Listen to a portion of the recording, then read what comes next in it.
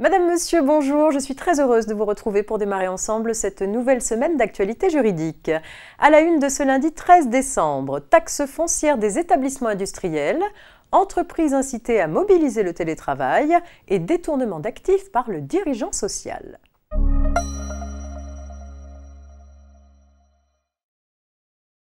Pour les établissements industriels, la valeur locative servant de base de calcul pour l'établissement de la taxe foncière et de la contribution foncière des entreprises est déterminée selon la méthode comptable, plus pénalisante que la méthode par comparaison.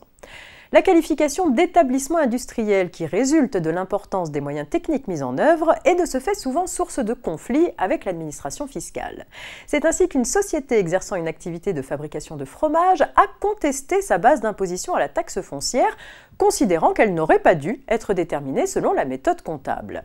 Le Conseil d'État a finalement statué en faveur de la société, estimant que les modalités d'appréciation de l'importance des moyens techniques mis en œuvre étaient erronées. En effet, les constructions et les autres immobilisations ne doivent pas être prises en compte pour apprécier l'importance des moyens techniques mis en œuvre.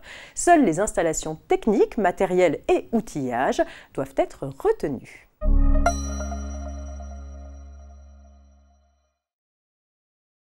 À l'issue du Conseil de défense qui s'est tenu le lundi 6 décembre dernier, le Premier ministre Jean Castex a invité les entreprises à mobiliser le télétravail à hauteur de 2 à 3 jours par semaine sous réserve des contraintes d'organisation et de la situation des salariés. Le protocole sanitaire qui, dans sa dernière version, laissait la main aux entreprises, a été modifié en ce sens. Le Premier ministre a ajouté que si les entreprises ne jouaient pas le jeu, le gouvernement pourrait passer d'une incitation à une obligation. Rappelons cependant que même au plus fort de la pandémie, le gouvernement n'a jamais à proprement parler imposé le télétravail. En réalité, la contrainte est indirecte, c'est par le biais de l'obligation légale de sécurité que les employeurs sont incités à respecter les préconisations du protocole sanitaire.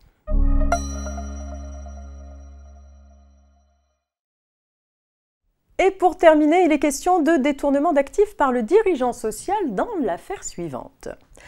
Le liquidateur d'une entreprise placée en redressement puis en liquidation judiciaire poursuit en justice son dirigeant. Il prétend notamment que le chef d'entreprise a détourné à son profit une partie de l'actif de la société en vendant un véhicule appartenant à cette dernière un peu moins de 1 an après le jugement d'ouverture du redressement judiciaire. En effet, les sommes versées par l'acheteur du véhicule en espèces et sans reçu n'ont pas été affectées à la société. Le liquidateur demande au juge de prononcer la faillite personnelle du chef d'entreprise. Mais d'après le dirigeant, la faillite personnelle ne peut pas être prononcée dès lors que la vente qui lui est reprochée a eu lieu après l'ouverture de la procédure collective de son entreprise. Il a raison. Si le juge peut prononcer la faillite personnelle du dirigeant d'une personne morale contre lequel a été relevé le fait d'avoir détourné tout ou partie de l'actif de cette personne morale, c'est à la condition que ce fait soit antérieur au jugement d'ouverture de la procédure collective de celle-ci. Les faits reprochés ayant eu lieu après l'ouverture de la procédure, le dirigeant échappe donc à la sanction de la faillite personnelle sur ce fondement. À noter que dans cette hypothèse, même postérieure à l'ouverture de la procédure, les faits de détournement d'actifs peuvent tomber sous le coup de l'infraction de banqueroute. C'est la fin de cette édition, je vous souhaite un très bon début de semaine à toutes et à tous, à demain.